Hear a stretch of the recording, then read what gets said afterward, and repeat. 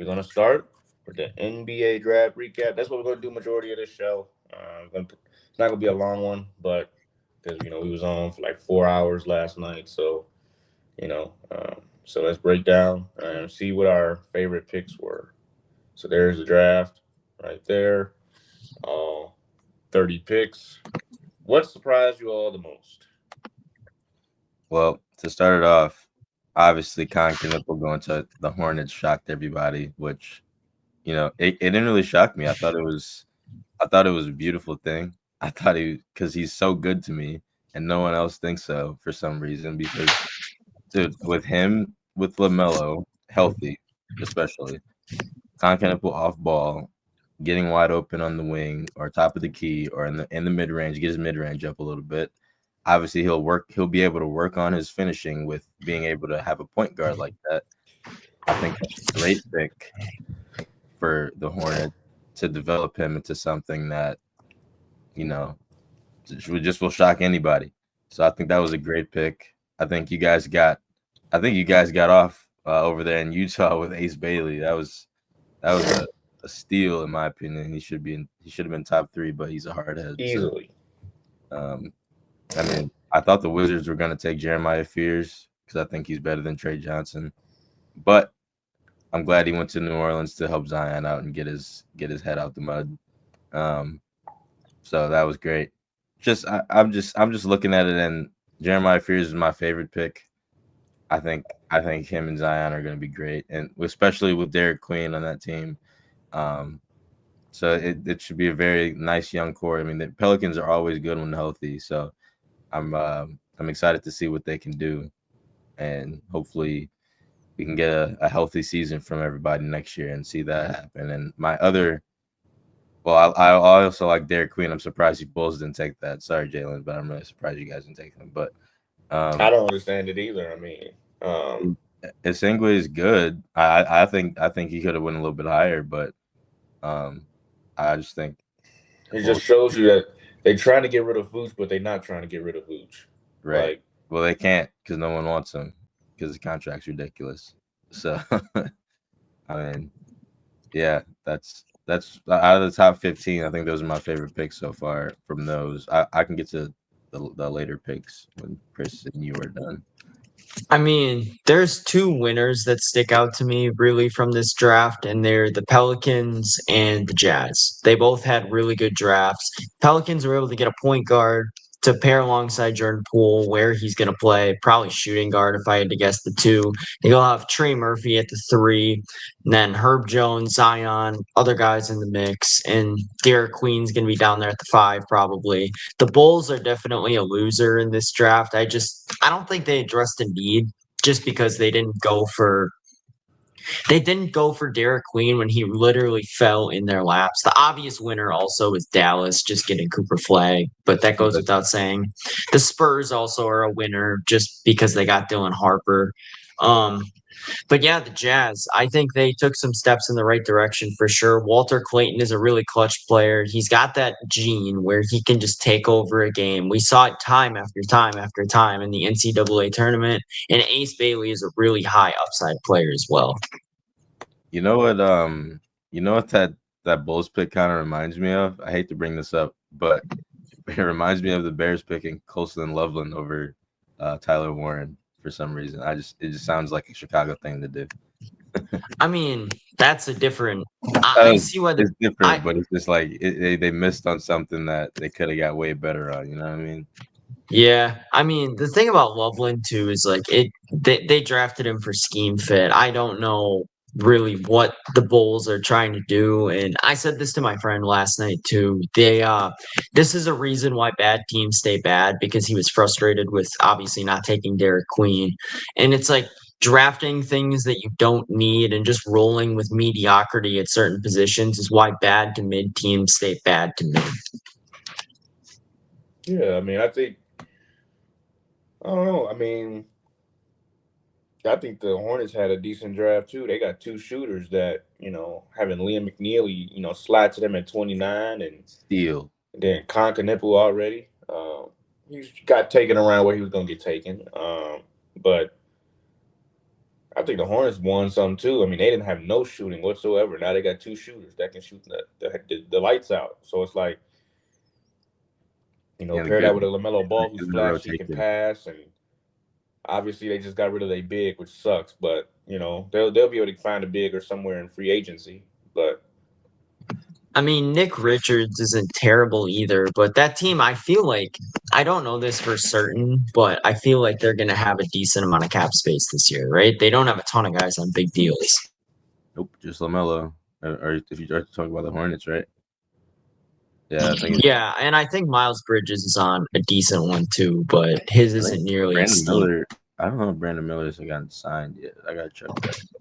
I think he's still on a rookie deal. It's only like his third year this year. Oh, so he probably has like a team option coming up or something like that.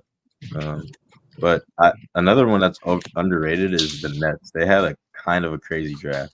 If you really look at it, they had the 8th pick, the 19th, the 26th, and 27th. I think they traded one too. I could be wrong. Oh no, maybe they didn't. They had 19, 22, 26, 27, and 8.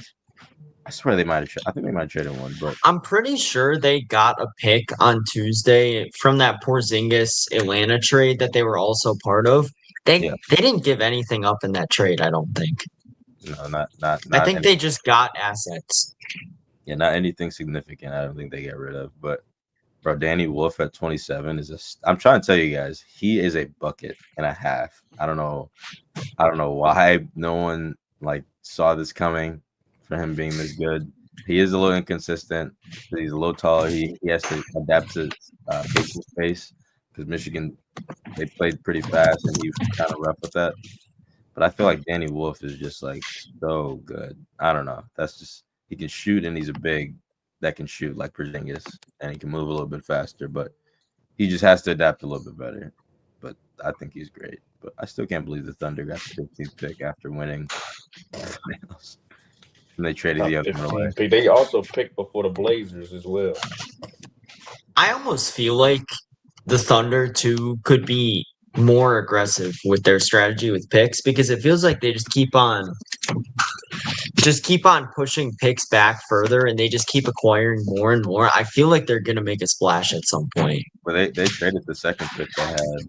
And I don't know exactly what they got for it, but I'm sure it was something nice. So I mean, they could Well, be if you set think about it, really they don't care about trading picks because they literally drafted their doggone championship team. right. So and if they So can somehow pick up someone in free agency, that would be wild. And then think about that. They can trade. They can pick up someone in free agency, maybe get another ring, trade whoever else they can't pay, get more picks out of it. I mean, it's literally a monopoly they can build off of That's draft. why I feel like Chet might be gone from OKC in a few years just Oh because yeah, they no way. wouldn't want to pay him. And Yeah, I think he's going to be the casualty out of all those budding stars bro. that they have. I was trying to tell everybody, Sorber, he could start like anywhere right now. In my opinion, I think he could. I genuinely think that if Chet doesn't learn how to play the four to his best ability, and he has to stay at the 5, I mean, it could get ugly. They could trade him somewhere and get a plethora of picks and players. Like some people would trade a lot for him. So there are rumors that Giannis was in a trade package for Chet and a bunch of first rounders, which obviously didn't happen. But it would just be they could do something like that. Speaking of which, Giannis Shams was spreading more rumors that Giannis still might ask out after free agency this morning. I mean, yeah, maybe. I mean, he's probably still on the fence about it. I'll be honest. It's just, I don't know. It'd be very interesting. so what do we think we're gonna see in draft on round 2? Who hasn't been picked yet? We haven't heard anything really about Johnny Broom. Uh, Cockburner is obviously going to get taken by somebody. Who's that center that's really good? Oh my gosh, no one drafted. I forget his name. It's not Kalkbrenner, you mean? No, Or the other one that David said yesterday. I forgot his name. Jesus, I completely forgot. He's pretty good. Like I don't know what how. college? I have no idea, dude. To be honest with you, I just remember we were talking about the Bucks, and maybe it was Johnny Broom. Auburn, maybe. No, he's 6'9", though. He's short. He was I telling think I thought he was talking about what's It his might have name? been Cockbrenner. No, it was, but it was the second one that he was talking about that is like not as good as Cockbrenner, but maybe I'm wrong. Let me see. Whatever. I don't know, but um, Oh, the Stanford guy. yeah. Okay. Yeah, he averaged 20 points a game at Stanford last year. Where do you think the He's Bucks are going in this time? You think they got a round 2 pick probably? yeah, they got around two, but we're notoriously bad for drafting people unless it's Giannis. So I don't know. I don't know exactly who's you know I don't know who's on their mind. I mean, you can't draft. I mean, we could draft a guard, but then we leave our big situation kind of just bad. This team needs pretty much anything, just best available player at that point. So it could be a guard, it could be a center. I I think Gary Trent is probably going to get more money from someone else this offseason. I think KPJ could also be in that same situation. I think there's a good possibility that they retain one of those two guys because they're both pretty dynamic and they showed why they're worth signing in the playoffs. They played really well against Indiana. But I could see, honestly, just as a fan pleaser pick, going John Tonje at 47 if he's still there, just because there's a lot of Badger Bucks fans that want him around, and it could just be one of those to get the fan base off our backs for a little bit. I feel like that's not a good choice because that never works out. I feel like a player that played college and state. I mean, unless it's like Marquette, maybe, but like if they took Cam Jones, I wouldn't mind that honestly. But I mean, we haven't seen a Badger pan out in the NBA in a long time either. So that's what I'm saying. So I don't even know if that would be. I don't know. Cam Jones would be a good pick. I feel like if you're going guard wise, because I don't think any of those other guards are going to be there. From like, for example, like Chaz Lanier, I don't think he's going to be there. Jameer Watkins isn't going to be there. Um, I really want to get a big, like to just pair up with Giannis, a young big that can move around. Like Kyle Burner would be like really good.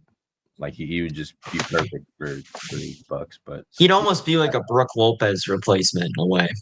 I mean, he's faster. He's younger though. Like he has a 7'6"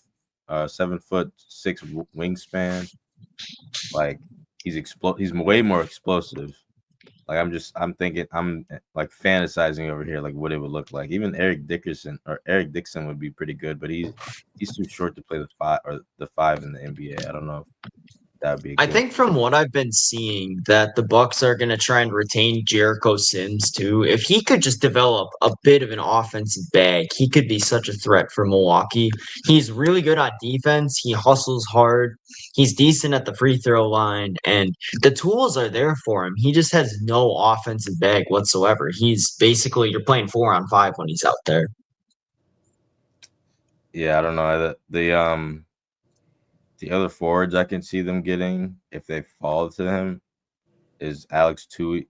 I don't know how to say it. Tui, from Australia. He's pretty good. Let's see. Here's another one I was looking at. Obviously, Tanjay's good.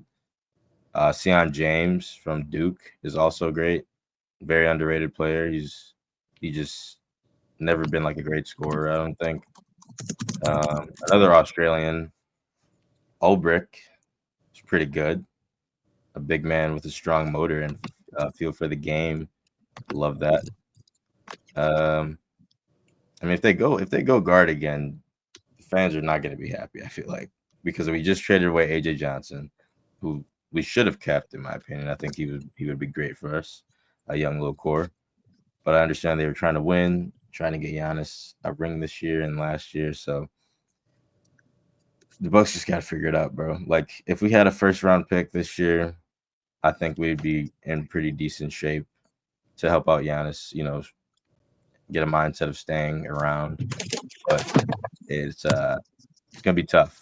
I'm uh I'm interested in seeing what they do in the second round because there's not a lot of options with the 47 picks. So, I mean, and the Bucks have pretty much unknowingly made every wrong decision since 2021, and it's just like they don't seem bad on paper at the time. Like Middleton, when he re-signed, I wasn't the biggest fan of it, but I wasn't against it either.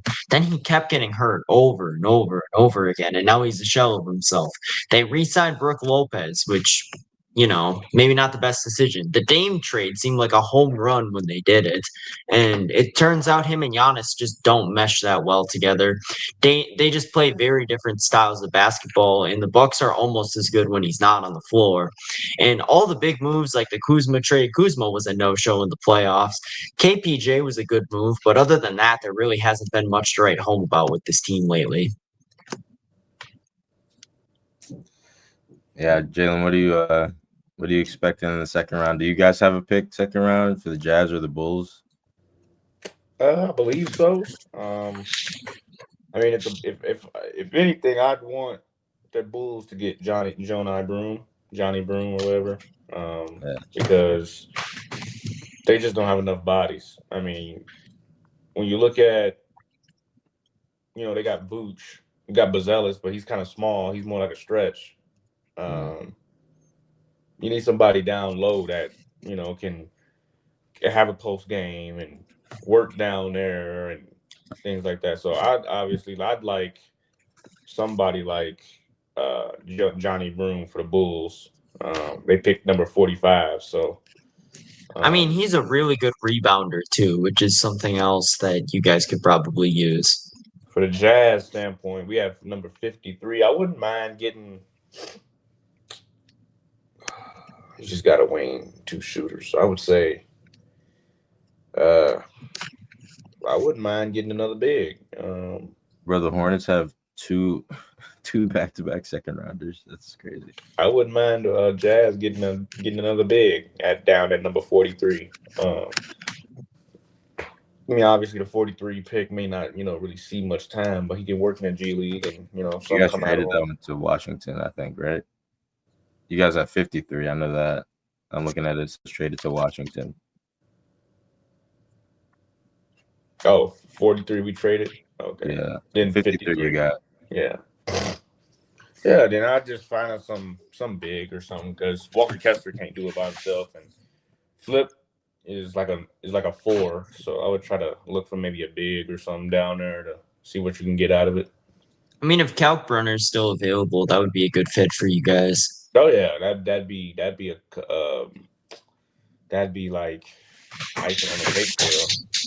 I mean, any team could use a stretch 5, but especially the Jazz, where Walker Kessler can't exactly space the floor very well. It gives a different dynamic when he's off. Right, that's what I'm saying. Yeah, so maybe a Cockburner for us and the Bulls, maybe a Johnny Broom or something, because they don't have anybody in the paint that can actually bang bodies for real.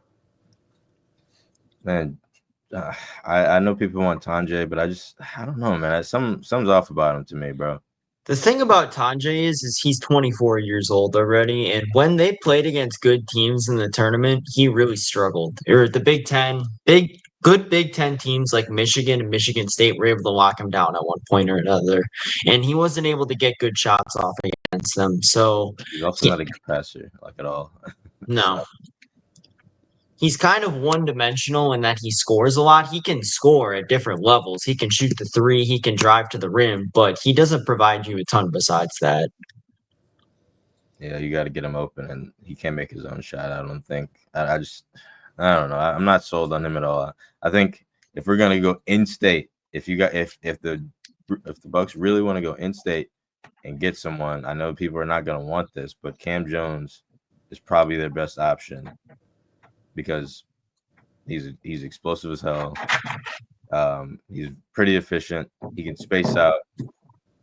He's just not the most explosive guy, which I don't really think you need, but it would help because KPJ was like that, and we saw how much of an impact and fan love he got. So I mean, like I said, if you want to go in-state, Cam Jones is it. But if they really want to draft well, I think they should get a center. I really do.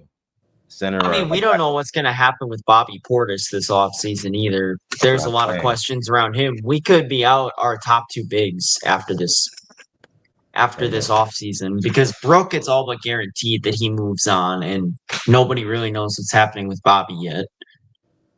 Hey man, I got to meet Bobby yesterday. That was pretty cool. He walked downstairs. I don't know what he was doing there, but he just walked down there. He said, "What's up to everybody?" Cool guy. But yeah, he's probably out of here. We might. I'm surprised he didn't get traded like during the draft to get like a pick or something for us. I'm really surprised. I They think that value his says. bench scoring.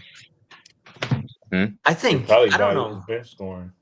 I don't know what his value is though. That's the thing because if he had a legitimate amount of value, I think they would have gotten rid of him already, and they So haven't. he definitely has some value, like a low first round pick. We could have got like 25 or something for that for sure. I just don't know what else we'd trade for it because I know that's another part of it. We'd have to trade like a future pick, which we don't have. So it'd be pretty interesting. I'm trying to let me look at what the Bucks have. Bucks future I picks. wonder what the Heat are doing. Nothing until 20. I mean, they have pick swaps, I guess, The but Heat. What about the Heat, Jalen? So I wonder what they doing. I mean, they didn't move nothing. They just kept the 20th pick and said, you know what, we're good where we're at. You're not that's what good where they. you're at. That's what they always do. They just kind of they've gotten lucky a few times with the playoff runs that they've made and getting guys like Gabe Vincent and Max Strus and guys of that caliber to really step up and be legitimate options for them in the postseason. But objectively, their roster right now is not very good. And I don't see a real direction for them either. They're kind of treading water. They're not moving one way or the other. They're not trying to tank because they're keeping Bam and Hero around, but they're also not really doing anything to improve their roster significantly either. Look, this is what Pat Riley does. This is why they didn't trade their young core away for KD. They thought it was ridiculous, which okay, maybe that was a smart move because maybe he's still trying to rebuild a little bit. Understood. But when you get a chance to get KD, you're going to keep Bam and Tyler Hero on the team. You could still draft pretty well. I mean, well, maybe you had to give up that pick actually, but you get KD, you keep Tyler Hero, and you get Bam. That automatically puts you above where you were last year, in my opinion. I mean, this pick that they got, Jokic Jonas, that's a that's a pretty good pick. It's just like it doesn't really move anybody. I mean, you already have Hero. Well, He'll be back in a second. But like you were saying, yeah, it doesn't really move Hero. It doesn't, open up the floor for I don't think Bam that much. But I I mean, mean, Jakob Jonas can't shoot, but they've also got guys in the past like Gabe Vincent, Max Strus, Duncan Robinson that really developed well into shooters under Spoelstra. So perhaps they're counting on him to really take a step as a shooter when he gets to the league and gets under that great coaching. My bad, my Wi-Fi went out. But like I was saying, the Heat always do this. They don't. There's nothing. I don't know. There's nothing that they can really do at this point besides hope to God that this guy's gonna pan out to be good. And that's a horrible take. The Nets had arguably a top 3 draft in the entire draft. They did not sell whatsoever. They got Danny Wolf, who's really good, Ben Saroff, who's also really good. I'm they pretty have sure what 4 picks. right. Five. They had 5. They had 5. They had Drake Powell right there. Nolan Turret. I don't know that one guy. I don't know that guy. Triore, I Oh, think. there it I is, like I Drake forget his name. Powell. Yeah, I didn't even see that. Wow. Egor Demon is a great pick. I don't know what he's talking about. The Nets had a great draft, and they're going to When you continue to have. have 5 picks in the first round, it's kind of hard to, It's hard to have a bad draft. That's not gonna. That's not. right? I mean, That's not. you're a winner by default at that point. Let me like. I think they had a top 3 draft, and I think that they were literally cooking the entire night. Like the entire night, no one, no one thought that they would get all these players to surround other players, maybe even replace. They could trade other players now and not break a sweat because they have so much young talent. I mean, I I think guess the way that you could look at them being a loser maybe is that they didn't use, those 4 picks in the last 11 to trade for someone like a Giannis, for example. And they just chose to go with the picks because I feel like they could have packaged those and maybe a player or two and gotten someone really, really good. they wouldn't be able to get Giannis with just picks like that. There's no player on their team that would be, valuable enough to get. But um, yeah, they got 4 international players. They got Ben Sarah from Israel. Um, they got Nolan Terrell from Rory. France. Yeah, Traore from France, that's a great pickup. He's really really good. Um, Egor Demon from Russia. I mean, what do we? I'm trying to figure out what they can't draft because they drafted pretty well to me. I don't know, but they had top three draft to me. They should have traded what though? What would they have gotten? I mean, this is having that many picks with a chance of getting all these great players who have a high ceiling. I mean, there's no point in them trading. They literally did exactly what they're supposed to do. I I don't mean, the reason I brought that up was just because a lot of those guys, like Drake Powell, for example, is pretty raw as a player, and you have to have good developmental facilities in place. I don't know how good their development's going to be yet, obviously, because a lot of the guys on their roster are still really young, or guys like Cam Thomas have developed well, but a lot of them were traded in, like Cam Johnson, for example. It's hard for me to really know. Nicholas Claxton actually hasn't really taken too many steps forward on offense. It's just you can draft all these guys with high ceilings and it can be considered a good draft, but you have to develop them as well. I mean, I feel like they're all the players they drafted are good enough to be developed into pretty high ceiling players. I think that, bro, the Nets. I think the Nets are set for a few years. Like they can develop these players. They can do the Oklahoma method. Find a good star. Obviously, Cam Thomas is one of their stars.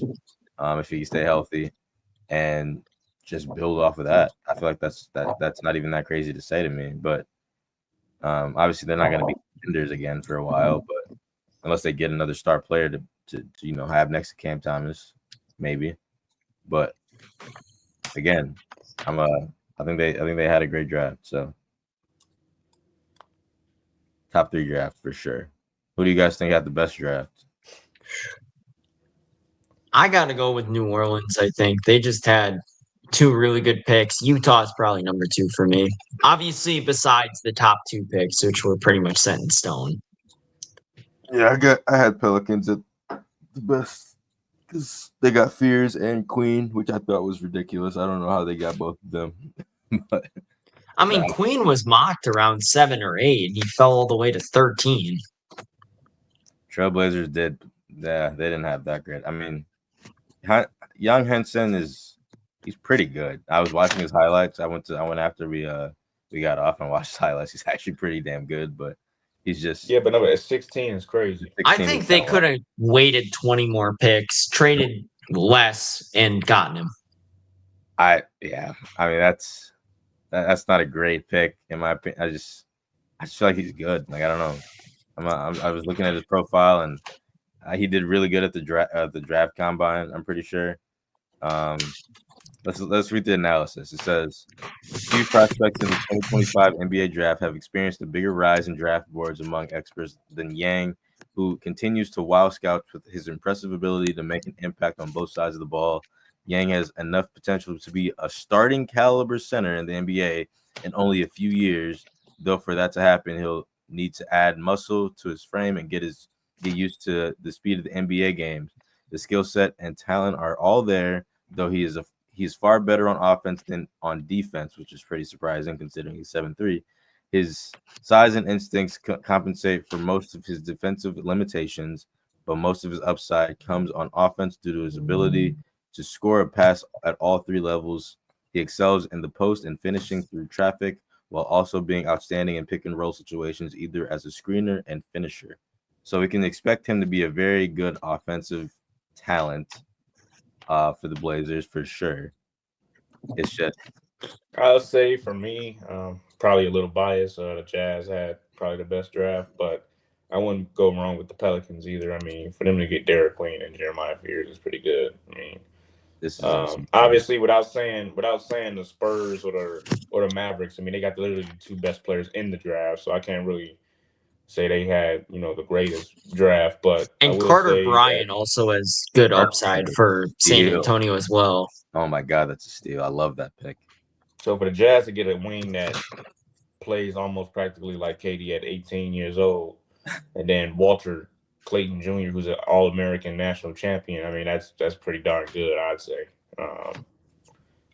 The fact that Jalen just said that the Pelicans drafted another Jordan Poole is completely just abysmal. Like Jeremiah Fears is not a Jordan Poole, and if he's way better, Poole just shot chucks. That's his biggest issue. He's not him and Kuzma were like the most unserious like duo of all time. They don't play smart basketball, and that's part of why they were so bad. And that's why Kuzma really struggled in the playoffs. I think Fears is going to be a little bit better than that.